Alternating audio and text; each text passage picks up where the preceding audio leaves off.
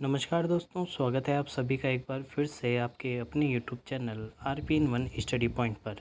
दोस्तों, आज की जो क्लास रहने वाली है वो आपके लिए डबल धमाका क्लास रहने वाली है। जी दोस्तों, आज अपन बात करेंगे करंट अफेयर्स के महत्वपूर्ण प्रश्नों के साथ साथ राजस्थान के इतिहास के बहुत ही महत्वपूर्ण प्रश्नों के बारे में, जो कि आपके PTT, BSTC या फिर कोई भी राजस्थान की कम्पिटिटिव एग्ज़ाम के लिए बहुत ही ज़्यादा महत्वपूर्ण रहने वाले हैं। साथ ही साथ अपन उनके कॉन्सेप्ट पर भी बात करेंगे और साथ ही साथ अपन कुछ अतिरिक्त जानकारियों पर भी बात करेंगे। तो जल्दी से वीडियो को अपने दोस्तों के साथ शेयर कर दीजिए दोस्तों, क्योंकि आज की जो क्लास है वो दोस्तों डबल धमाका क्लास रहने वाली है। चलिए शुरू करते हैं आज का पहला प्रश्न।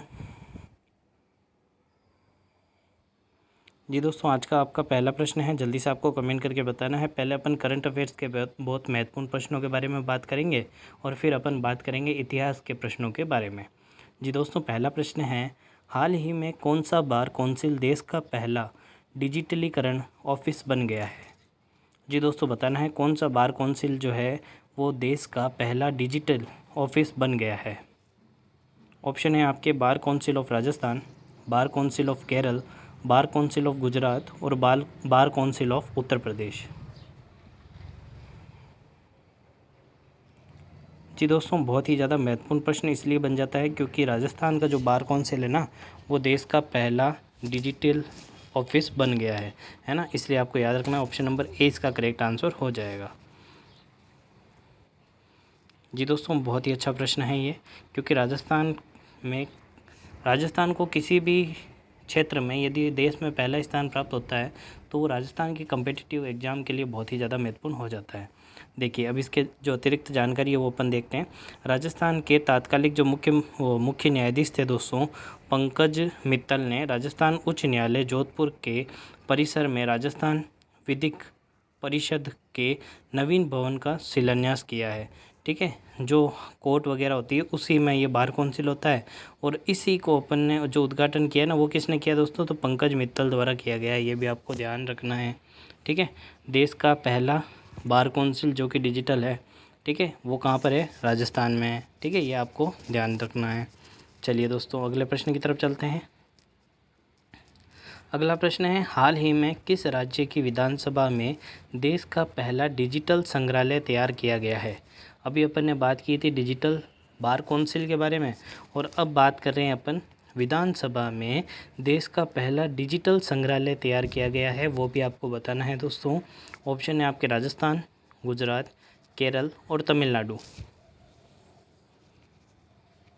जी दोस्तों, बात करें इसके सही उत्तर की तो आपको याद रखना है इसका भी सही उत्तर है दोस्तों राजस्थान।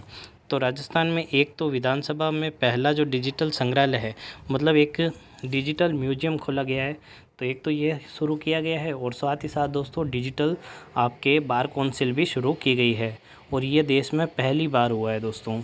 चलिए दोस्तों, अगले प्रश्न की तरफ चलते हैं।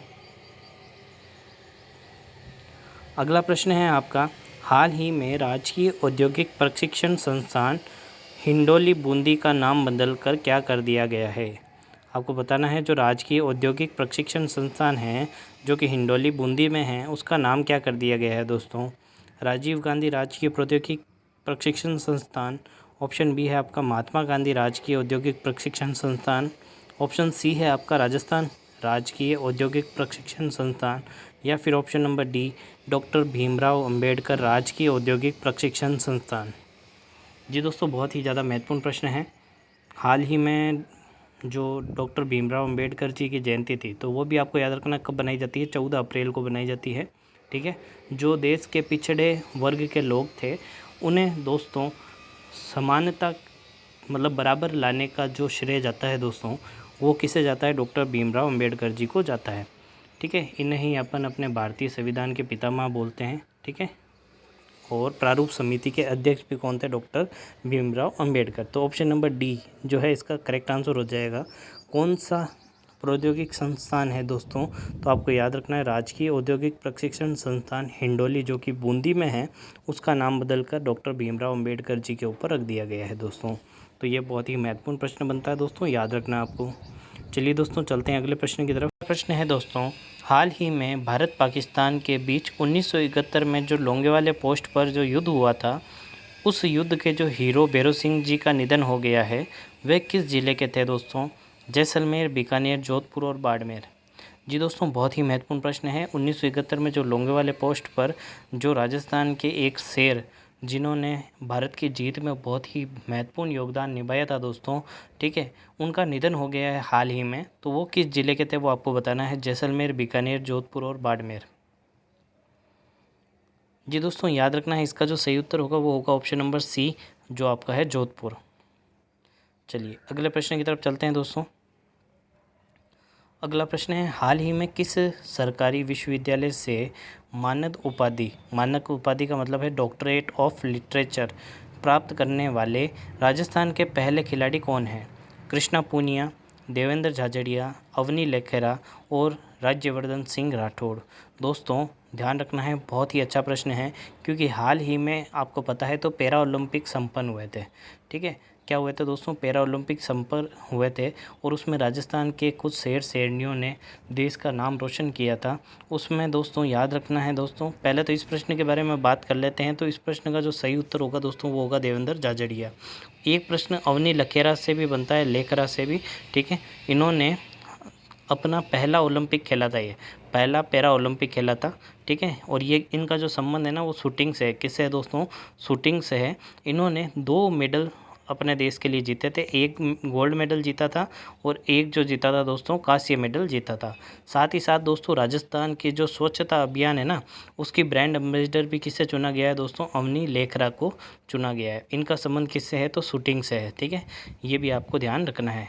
लेकिन हाल ही में जो मानद उपाधि है वो धारण किसने की है दोस्तों? तो देवेंद्र झाझड़िया ने की है दोस्तों, ये आपको याद रखना है। चलिए, इनका संबंध पैरा ओलंपिक से है ना दोस्तों। जो शरीर से डिसेबल मतलब किसी अंग से डिसेबल होते हैं, विकलांग होते हैं, उनके लिए एक ओलंपिक होते हैं, उसको अपन पैरा ओलंपिक बोलते हैं। तो पैरा ओलंपिक जो हुए थे दोस्तों उसमें अवनी लेखरा जी ने 2 मेडल जीते थे दोस्तों। चलिए, 22 दिसंबर को राजस्थान लोक सेवा आयोग का कौन सा स्थापना दिवस था? देखिए, राजस्थान लोक सेवा आयोग की जो स्थापना है ना दोस्तों वो 22 दिसंबर के दिन हुई थी। अब ये बताना है कि कौन सा इनका स्थापना दिवस था, ये आपको बताना है, मतलब कौन सा जन्मदिन था इसका। 53वां, 60वां, 65वां और 74वां। जी दोस्तों, याद रखना है इस बार अपन ने इनको 74वां जो स्थापना दिवस है वो बनाया गया था राजस्थान लोक सेवा आयोग का। ठीक है दोस्तों, जल्दी से कमेंट करके बताना है राजस्थान लोक सेवा आयोग का जो मुख्यालय है वो कहाँ पर है दोस्तों। चलिए अगला प्रश्न है आपका, हाल ही में थाईलैंड में पटाया में आयोजित 39वीं अंतर्राष्ट्रीय महिला बॉडी बिल्डर्स प्रतियोगिता में स्वर्ण पदक विजेता प्रिया मेघवाल राजस्थान के किस जिले से है दोस्तों?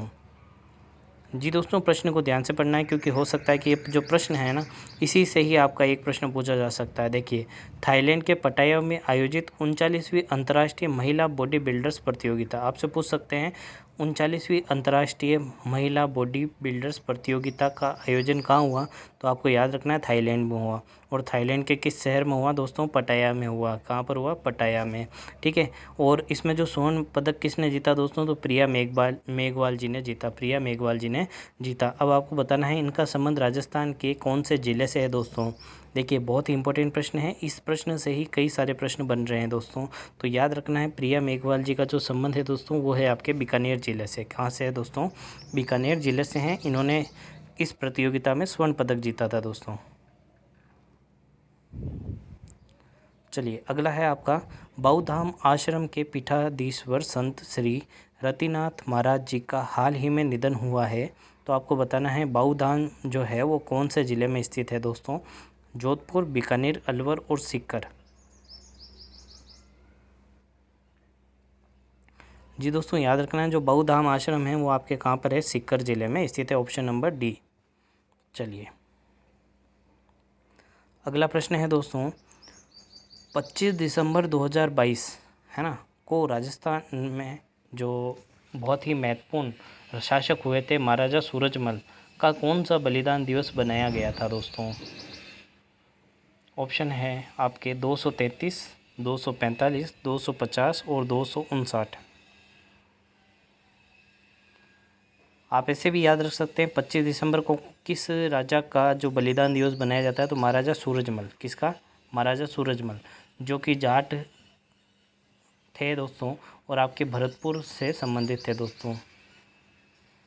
जो पानीपत का जो तृतीय युद्ध हुआ था उसमें इनका योगदान आता है दोस्तों। तो आपको याद रखना है 25 दिसंबर 2022 को जो अपन ने सूरजमल जी का बलिदान दिवस बनाया था वो था दोस्तों ऑप्शन नंबर डी 259वां। ठीक है, चलिए जी दोस्तों, वीडियो को शेयर कर दीजिए अपने दोस्तों के साथ, क्योंकि आज आपके लिए डबल धमाका क्लास लाइक के आए हैं जिसके अंदर अपन करंट अफेयर्स के साथ साथ अपन राजस्थान के इतिहास के प्रश्नों के भी बारे में अपन बात करेंगे। जी दोस्तों, अगला प्रश्न है आपका, हाल ही में किस बैंक द्वारा राजस्थान के उद्यमियों के लिए ऑनलाइन प्रशिक्षण कार्यक्रम MSMI प्रेरणा आयोजित की गई है दोस्तों? ये आपको बताना है। ऑप्शन है आपके Punjab and Sind bank, Indian bank, Marudhara Gramin bank और भारतीय स्टेट बैंक।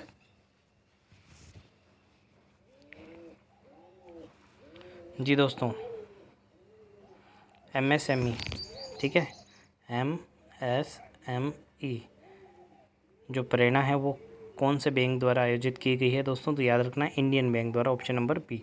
ठीक है, ये योजना किससे संबंधित है दोस्तों? तो याद रखना है जो राजस्थान के उद्यमी हैं, ठीक है, जो उद्योग धंधे चलाते हैं। साथ ही साथ दोस्तों मान लीजिए कोई मतलब फल विक्रेता है, सब्जी विक्रेता है, जो छोटे दुकानदार होते हैं उनके लिए MSME योजना चलाई गई है दोस्तों। तो वो इंडियन बैंक द्वारा चलाई गई है दोस्तों। चलिए दोस्तों, अगला प्रश्न है आपका, हाल ही में हाईकोर्ट ने राज्य के किस प्रसिद्ध झील को संरक्षित घोषित कर दिया गया है?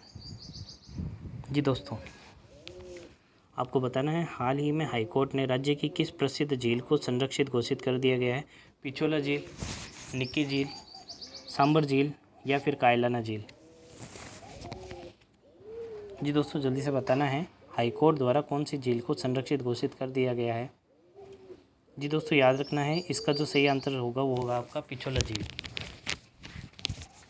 ठीक है, पिछोला झील का जो है उसको अपन ने किस में शामिल कर दिया है दोस्तों? संरक्षित घोषित कर दिया गया। अब पिछोला झील का जो निर्माण है दोस्तों वो आपको बताना है किसने करवाया था दोस्तों, और किस राजा के शासनकाल में करवाया गया था दोस्तों? जी दोस्तों, जानते हैं आप सभी पिछोला झील का जो निर्माण है राणा लाखा के समय करवाया गया था। किसके समय? राणा लाखा के समय एक बंजारे द्वारा करवाया गया था पिछोला झील का निर्माण। ये भी आपको याद रखना है। चलिए, अगला प्रश्न है दोस्तों आपका, वन विभाग राजस्थान द्वारा किस अभ्यारण्य में सीड बॉल से हरियाली फैलाई जाएगी? आपको बताना है सीड बॉल से हरियाली का कार्यक्रम कौन से अभ्यारण्य में चलाया जा रहा है दोस्तों? सरिस्का अभ्यारण्य अलवर में, रणथंभौर सवाई माधोपुर, तालछापर अभ्यारण्य चूरू में और शेरगढ़ अभ्यारण्य बारा में। प्रश्न इस तरीके से भी आ सकता है, सरिस्का अभ्यारण्य कहाँ है दोस्तों? तो अलवर में है। रणथंभौर अभ्यारण्य कहाँ है? तो सवाई माधोपुर में है। तालछापर अभ्यारण्य कहाँ है? चूरू में, जो कि काले जो हिरण होते हैं उनके लिए प्रसिद्ध है दोस्तों। और दोस्तों याद रखना, जो सीड बॉल से हरियाली फैलाने का जो कार्यक्रम है वो आपके शेरगढ़ बारा से चालू किया गया है दोस्तों।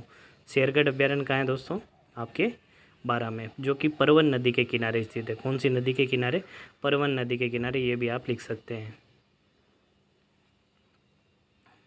चलिए दोस्तों, अगला प्रश्न है आपका, बांसवाड़ा जिले में सीमेंट हब बनाने के लिए खनिज विभाग द्वारा किस खनिज का खनन किया जाएगा? यूरेनियम, लाइमस्टोन, जिप्सम या फिर तांबा? जी दोस्तों, बताइए इसका सही उत्तर क्या रहने वाला है? जी दोस्तों, बात करें इसका सही उत्तर की तो ऑप्शन नंबर बी लाइमस्टोन इसका सही उत्तर हो जाएगा। चलिए, अगला प्रश्न, राजस्थान के किस महिला का चयन हाल ही में वायुसेना में फ्लाइंग ऑफिसर के पद पर हुआ है? राजश्री, अभिलाषा बराक, कृतिका कुलहरी या फिर स्वाति राठौड़? हाल ही में पूछा है दोस्तों, स्वाति राठौड़ तो पहले से ही अफसर है ना।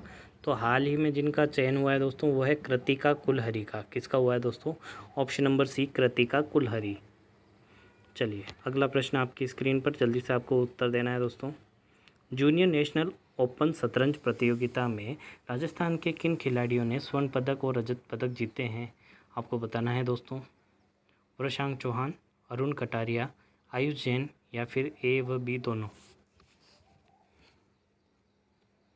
जी दोस्तों, याद रखना है जो जूनियर नेशनल ओपन शतरंज प्रतियोगिता हुई थी उसमें राजस्थान के जो स्वर्ण पदक जीते थे वो जीते थे वृषांक चौहान, और जो रजत पदक जीते थे उन्होंने जीता था दोस्तों अरुण कटारिया जी ने। अर्थात आपका ऑप्शन नंबर डी इसका करेक्ट आंसर हो जाएगा। चलिए अगला प्रश्न है दोस्तों, हाल ही में चर्चा में रहा 1130 वर्ष से भी पुराना गंगेश्वर महादेव मंदिर कहाँ स्थित है, आपको बताना है। सीधा सीधा पूछ सकते हैं, गंगेश्वर महादेव मंदिर कहाँ स्थित है? जोधपुर, राजसमंद, पाली, चित्तौड़। जी दोस्तों, याद रखना चित्तौड़गढ़ में जो आपका गंगेश्वर महादेव मंदिर है वो आपका स्थित है। चलिए दोस्तों बात करते हैं अगले प्रश्न के बारे में। अगला प्रश्न है आपका, केंद्रीय शिक्षा मंत्रालय द्वारा जारी नेशनल इंस्टीट्यूशनल रैंकिंग फ्रेमवर्क 2022 की केंद्र सरकार सूची में राजस्थान के कितने शिक्षण संस्थान टॉप 100 की ऑल ओवर कैटेगरी में शामिल किए गए हैं? ऑप्शन है आपके 4, 5, 6 और 7। जी दोस्तों, याद रखना है, बहुत अच्छा प्रश्न है। तो राजस्थान के 4 ऐसे शिक्षण संस्थान हैं दोस्तों जो कि केंद्रीय लेवल पर 100 टॉप जो 100 की लिस्ट में शामिल किए गए हैं दोस्तों। चलिए अगला प्रश्न है दोस्तों, हाल ही में किस संस्थान ने कंप्यूटर में ट्रांजिस्टर की जगह मेमरिस्टर व क्वांटम डॉट तकनीक को विकसित किया है दोस्तों? ऑप्शन है आपके IIT Jodhpur, IIT Roorkee, CSIR Pune या फिर आपका उपयुक्त सभी।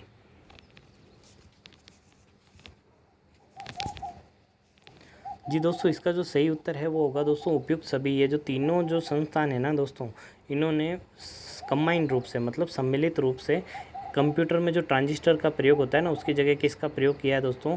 मेमिस्टर व क्वांटम डॉट तकनीक को यूज करने का जो तरीका है वो विकसित किया है दोस्तों। बहुत ही गर्व की बात है ये। चलिए दोस्तों अगले प्रश्न की तरफ चलते हैं। अगला प्रश्न है आपका, हाल ही में राजस्थान विधिक सेवा प्राधिकरण ने किस नए ऐप को लॉन्च किया है? RSLSA 22 डिजिटल लोक अदालत।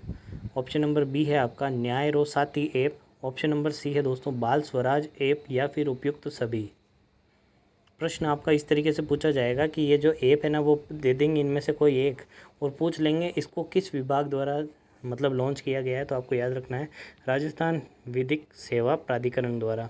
इसका जो उत्तर है वो उपयुक्त सभी हो जाएगा। ये जो तीनों ऐप है वो राजस्थान विधिक सेवा प्राधिकरण द्वारा लॉन्च किए गए हैं दोस्तों। चलिए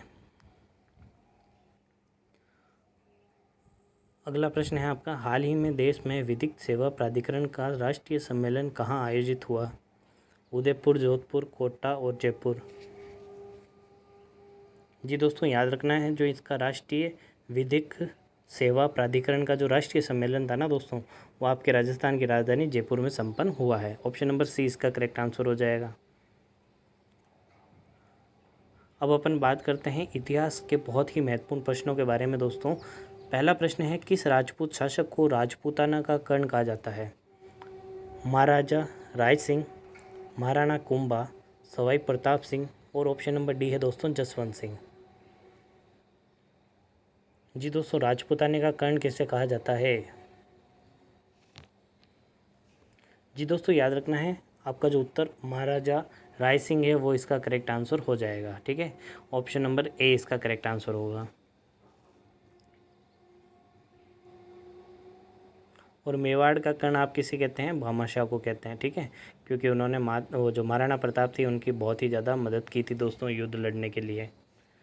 चलिए अगला प्रश्न है आपका, निम्नलिखित में से किस चौहान शासक को कवि बांधव के रूप में जाना जाता है? कवि बांधव किससे जाना जाता है दोस्तों? अन्नूराज, विग्रहराज चतुर, पृथ्वीराज द्वितीय या फिर अजयराज। कवि बांधव किससे कहा जाता है? कवि बांधव किसकी उपाधि है दोस्तों? बहुत महत्वपूर्ण प्रश्न है। जो चौहान वंश के शासक थे ना उसमें बहुत ही प्रतापी शासक रहे दोस्तों विग्रहराज चतुर्थ। इनका नाम आपको याद रखना है। इनको किसकी उपाधि प्राप्त थी दोस्तों?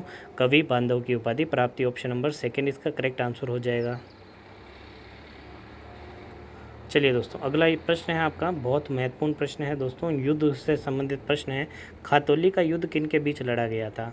बाबर व राणा सांगा के बीच में, बाबर और मेहनी राय के बीच में, इब्राहिम लोदी और राणा सांगा के बीच में, और ऑप्शन नंबर डी है आपका जो है महमूद लोदी और राणा सांगा के बीच में।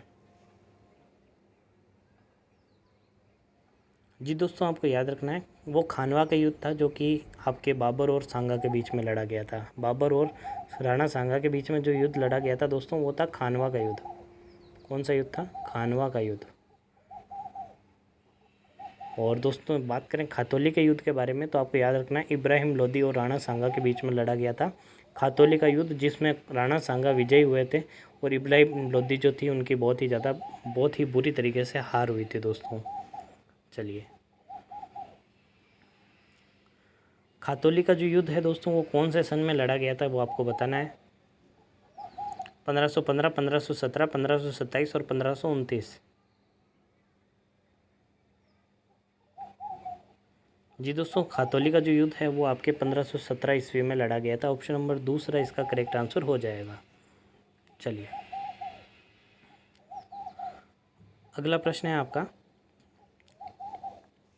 सन 1681 में नाडोल में किसने स्वयं को हिंदुस्तान का बादशाह घोषित कर दिया गया था?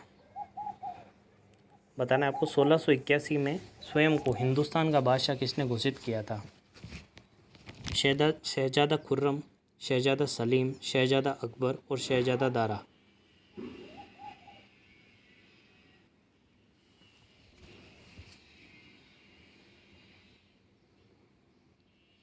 जी दोस्तों, बात करें इसके सही उत्तर की तो शहजादा अकबर। ये अकबर है ना, दूसरे हैं, है ना, ये अकबर दूसरे हैं। वो जो अकबर महान के बारे में आप पढ़ते हैं वो दूसरे अकबर है, ठीक है।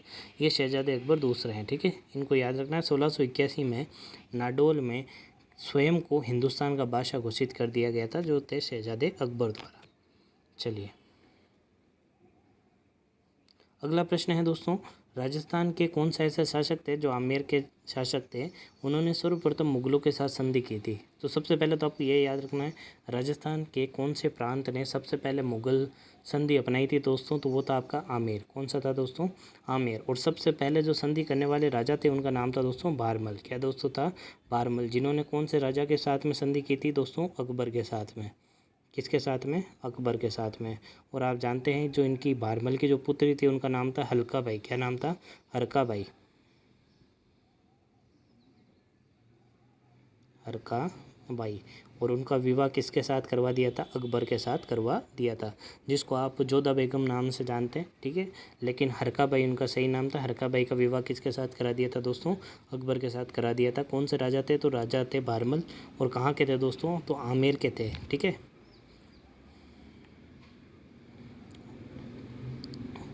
खानवा का युद्ध किस किस के बीच में लड़ा गया था? अभी अपन बात कर चुके हैं दोस्तों। बाबर और इब्राहिम लोदी के बीच में, बाबर और राणा सांगा के बीच में, अकबर व हेमू के बीच में, या फिर अकबर और महाराणा प्रताप के बीच में? जल्दी से बताना है कौन सा सही होगा दोस्तों। जी दोस्तों, जो आपका ऑप्शन नंबर दूसरा है वो सही हो जाएगा। बाबर द्वारा जो राणा सांगा के साथ युद्ध लड़ा गया था दोस्तों वो था आपका खानवा का युद्ध। बाबर के जो 4 महत्वपूर्ण युद्ध है वो आपको याद रखना है दोस्तों। पानीपत का युद्ध, फिर खानवा का युद्ध, फिर अपन देखते हैं चंदेरी का युद्ध, और एक है दोस्तों घाघरा का युद्ध, ठीक है। पानीपत का युद्ध 1526 में लड़ा गया था। ये 27 में, ये 28 में, और ये 29 में, और 1530 में बाबर की मृत्यु हो जाती है। ऐसे याद रखना है। बाबर ने 1526 में पानी पिया, खाना खाया, चांद देखा और घर गया। ऐसे याद रख सकते हो। पानी पिया, खाना खाया, चांद देखा और घर गया। 1526, 27, 28, 29 और 30 में बाबर मर गया, ठीक है। ऐसा आप याद रख सकते हैं। चलिए, अगला प्रश्न है आपका, गिरी सुमेर का युद्ध कौन से वर्ष में लड़ा गया था? 1539, 1542, 1544 और 1557। जी दोस्तों, याद रखना है जो गिरी सुमेर का जो युद्ध हुआ था वो आपके 1544 ईस्वी में लड़ा गया था दोस्तों। ऑप्शन नंबर तीसरा जो इसका सही उत्तर हो जाएगा। चलिए, जी दोस्तों, अगला प्रश्न है आपका, मध्यकालीन राजस्थान के राज्यों में शासक के बाद सबसे महत्वपूर्ण अधिकारी के रूप में किसे जाना जाता है? प्रधान के रूप में, महामात्य के रूप में, मुख्यमंत्री के रूप में, या फिर संधि विग्रही के रूप में? जो मध्यकालीन राजस्थान के जो राजा हुए थे ना, उसमें सबसे महत्वपूर्ण अधिकारी कौन था दोस्तों? तो वो आपको याद रखना, प्रधान था। कौन सा था दोस्तों? वो प्रधान है राजस्थान, मतलब वो प्रधान है ना, ऐसे अपन बोलते हैं, तो वैसे ही आपको याद रखना है। मध्यकालीन राजस्थान के जो महत्वपूर्ण जो पदाधिकारी थे, उसमें जो महत्वपूर्ण पद था वो था दोस्तों प्रधान। वो राजस्थान है प्रधान, है ना, वैसे ही। चलिए अगला प्रश्न, किस मुगल सम्राट ने सवाई जयसिंह को राज राजेश्वर की उपाधि से विभूषित किया था?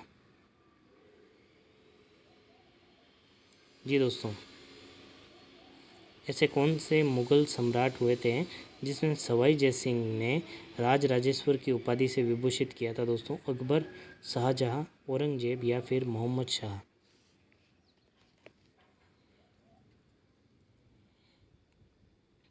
जी दोस्तों, आपको याद रखना है, जो सवाई जयसिंह को राज राजेश्वर की जो उपाधि दी थी, वो दोस्तों दी थी आपके जो शाहजहाँ जी थे उनके द्वारा दी गई थी। शाहजहाँ जो थे उनके द्वारा दी गई थी। ऑप्शन नंबर दूसरा इसका करेक्ट आंसर हो जाएगा। ठीक है, चलिए अगला प्रश्न है आपका, कोटा राज्य का संस्थापक कौन था? राव मुकुंद, राव माधो सिंह, जालिम सिंह या फिर राव चंद्र सेन? जी दोस्तों, याद रखना है आपको, कोटा राज्य के जो संस्थापक थे उनका नाम था राव माधो सिंह। कौन थे दोस्तों? राव माधो सिंह। ठीक है, ये आपको याद रखना है, कोटा के संस्थापक थे ये। जयपुर का कौन सा शासक कविताओं में अपना नाम ब्रजनिधि लिखते थे? सवाई प्रताप सिंह, सवाई पृथ्वी सिंह, सवाई जय सिंह या ईश्वर सिंह? तो दोस्तों याद रखना है, सवाई प्रताप सिंह थे जिन्होंने जो आपका हवा महल का निर्माण करवाया था। वो अपनी जो कविताएं थे उसमें अपना नाम क्या लिखते थे दोस्तों? ब्रजनिधि लिखते थे। ऑप्शन नंबर 1 इसका करेक्ट आंसर हो जाएगा। 1300 ईस्वी में रणथंभौर पर आक्रमण करने के दौरान अलाउद्दीन खिलजी का कौन सा सेनानायक मारा गया था? उल्लुक खां, नुसरत खान, जफर खां या फिर मुल्क मुल्तानी? जी दोस्तों, याद रखना है, जो अलाउद्दीन का एक सेनानायक था उसका नाम था नुसरत खां। वो आपके रणथंभौर आक्रमण के दौरान मारा गया था दोस्तों। और 1303 के अंदर जो आक्रमण हुआ था वो आपके चित्तौड़गढ़ वाला हुआ था, जिसमें रानी जो पद्मावती जी थी उन्होंने जो जौहर किया था दोस्तों। चलिए अगला प्रश्न है आपका, ललित विग्रह राज की रचयिता सोमदेव किस चौहान शासक के दरबार में था? आपको बताना है, सोमदेव जो था वो कौन से शासक के दरबार में था, और उन्होंने एक किताब लिखी थी दोस्तों, वो थी ललित विग्रह राज। तो दोस्तों यहाँ नाम से पता चल रहा होगा, ललित विग्रह राज है तो विग्रह राज चतुर्थ के दरबार में था। और ये किस वंश से संबंधित है? तो चौहान वंश से संबंधित है दोस्तों। अभी अपन ने बात की जो विग्रह राज चतुर्थ है, इनको कौन सी उपाधि प्राप्त थी दोस्तों, वो भी आपको बतानी है। कवि बांधव किसकी उपाधि थी दोस्तों? अभी अपन ने बात की थी, विग्रह राज चतुर्थ की थी। चलिए अगला प्रश्न है आपका, राव जोधा ने किस वर्ष मंडोर पर विजय प्राप्त किया था? बताना है, राव जोधा ने किस वर्ष मंडोर पर विजय प्राप्त की थी? वो 1438 में, 1442 में, 1453 में या फिर 1457 में? जी दोस्तों, याद रखना है, राव जोधा जिन्हें जोधपुर का संस्थापक माना जाता है। ठीक है, इन्हीं के नाम पर जो जोधपुर शहर बसा है, मारवाड़ के जो प्रसिद्ध राजा हुए थे। तो आपको याद रखना है, 1453 ईस्वी में इन्होंने मंडोर पर विजय प्राप्त की थी दोस्तों। चलिए अगला प्रश्न है आपका, किसने यूक्लिड के रेखागणित का संस्कृत में अनुवाद किया था दोस्तों? पंडित जगन्नाथ सम्राट, सवाई जयसिंह, विद्याधर जी, और ऑप्शन नंबर डी है आपका केवल राम। जी दोस्तों, याद रखना है, यूक्लिड की जो रेखागणित है ना, उसका जो संस्कृत अनुवाद है वो पंडित जगन्नाथ सम्राट द्वारा किया गया था। ऑप्शन नंबर 1 इसका करेक्ट आंसर हो जाएगा। चलिए अगला प्रश्न है आपका, महाराणा प्रताप ने के किस दरबारी विद्वान ने मूर्त माला की रचना की थी दोस्तों? रामा सांधु, माला सांधु, चक्रपाणी मिश्र या फिर ताराचंद? जल्दी से बताना है आपको। जी दोस्तों, याद रखना, महाराणा प्रताप के जो दरबारी कवि थे चक्रपाणी मिश्र, उनके द्वारा एक रचना की गई थी, उसका नाम था मूर्त माला। ठीक है, ऑप्शन नंबर आपका तीसरा जो है वो सही उत्तर हो जाएगा।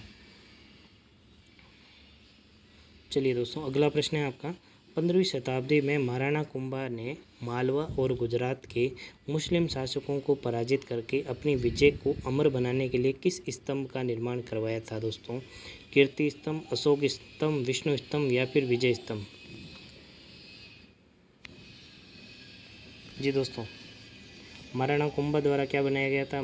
जो मालवा और गुजरात के मुस्लिम शासकों को उन्होंने पराजित किया था दोस्तों, तो याद रखना है महाराणा कुंभा द्वारा विजय स्तंभ बनवाया गया था दोस्तों। ऑप्शन नंबर चौथा जो है वो एकदम करेक्ट आंसर हो जाएगा।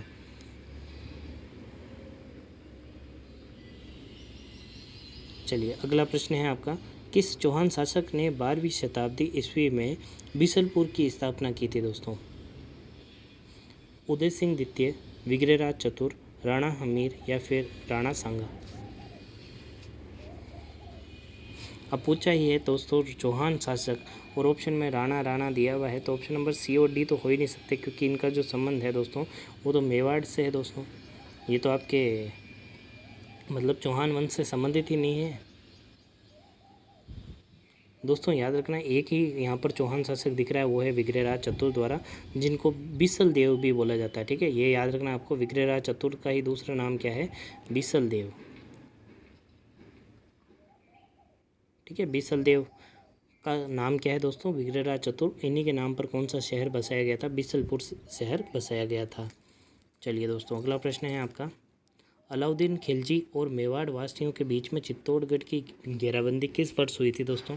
अभी अपन बात कर चुके हैं, जो चित्तौड़गढ़ का जो युद्ध हुआ था, जिसमें जो रानी पद्मावती और उनके जो राजा थे राणा रतन सिंह, ठीक है, इनके बीच में किससे युद्ध हुआ था? अलाउद्दीन खिलजी से युद्ध हुआ था दोस्तों। तो वो जो घेराबंदी हुई थी दोस्तों, वो याद रखना आपको 1303 ईस्वी में हुई थी।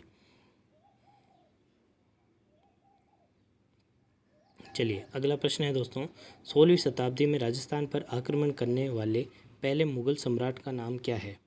बाबर, हुमायूं, अकबर, औरंगजेब? जी दोस्तों, याद रखना है, नहीं दोस्तों, बाबर इसका नहीं होगा उत्तर। 16वीं शताब्दी में राजस्थान पर आक्रमण करने वाला जो पहला शासक हुआ था उसका नाम था दोस्तों अकबर। कौन सा हुआ था दोस्तों? अकबर हुआ था। ठीक है, झुंझुनू में मुस्लिम राज्य की स्थापना किसने की थी? आपको पता है झुंझुनू जो आपका क्षेत्र है, वहाँ पर एक मुस्लिम राज्य की स्थापना थी दोस्तों। वो किसके द्वारा की गई थी? मोहम्मद खां, करीम खां, रोहिला खां या फिर मोहम्मद अली? जी दोस्तों, याद रखना, इसका जो सही उत्तर है वो होगा आपका ऑप्शन नंबर ए, मोहम्मद खां। ठीक है, चलिए, अगला प्रश्न है आपका, राजपूत वास्तुकला का कौन सा स्मारक कछवाहा शासकों की प्राचीन राजधानी थी दोस्तों? सिकंदरा दुर्ग, आमेर दुर्ग, जिंदगी दुर्ग या फिर भद्र दुर्ग? जी दोस्तों, जल्दी से बताना है। कछवाहा शासक थे, तो कछवाहा शासकों की जो राजधानी थी वो कौन सा दुर्ग थी दोस्तों? आमेर दुर्ग थी। आमेर कहाँ पर है? आपके जयपुर में। और कछवाहों का शासन कहाँ रहा था? जयपुर में, आमेर में ही तो रहा था। चलिए, अजमेर शहर के संस्थापक कौन थे दोस्तों? अर्णोपाल, अजयपाल, अजय राज या फिर पृथ्वीराज द्वितीय? जी दोस्तों, याद रखना, अजमेर शहर के जो संस्थापक थे दोस्तों वो थे अजय राज जी। कौन थे? अजय राज जी। Option number 3। अर्णोराज जी ने आना सागर का निर्माण करवाया था। किसका निर्माण कराया था दोस्तों? आना सागर का निर्माण किसने करवाया था? अर्णोराज जी ने करवाया था। चलिए, अगला प्रश्न आपकी स्क्रीन पर, जल्दी से उत्तर देना है दोस्तों। किस गुर्जर प्रतिहार शासक ने कन्नौज विजय के उपलक्ष्य में परम भट्टारक महाराजाधिराज परमेश्वर की उपाधि धारण की थी? दोस्तों देखिए कितनी बड़ी उपाधि है, और कन्नौज विजय भी बहुत ही बड़ा उसके उस समय का मतलब योगदान माना जाता है। तो बताना है आपको कौन सा ऐसा शासक था जिन्होंने ये उपाधि धारण की थी, परम भट्टारक महाराजाधिराज परमेश्वर? जी दोस्तों, याद रखना है, नागभट्ट द्वितीय द्वारा ये उपाधि धारण की गई थी। ऑप्शन नंबर तीसरा इसका करेक्ट उत्तर हो जाएगा। और किस विजय के दौरान? जी दोस्तों, चलिए, अगला प्रश्न है, कौन सा कटिबंधु जो शासक है वो कटिबंधु नाम से प्रसिद्ध हुआ था? महाराणा कुंभा, महाराणा सांगा, विग्रहराज चतुर और अजय सिंह? जी दोस्तों, याद रखना, इसका भी सही उत्तर कौन सा होगा दोस्तों? विग्रहराज चतुर होने वाला है। कटिबंधु भी किसे कहा जाता है? विग्रहराज चतुर को बीसलदेव भी किसे कहा जाता है? विग्रहराज चतुर को। कवि बांधव भी किसे कहा जाता है? तो विग्रहराज चतुर को कहा जाता है। बीसलपुर की स्थापना किसने की थी? तो विग्रहराज चतुर ने की थी। खानवा का जो प्रसिद्ध युद्ध है वो किस वर्ष लड़ा गया था दोस्तों? अपन बात कर चुके हैं 1526 में खाना खाया, पानी पिया, है ना।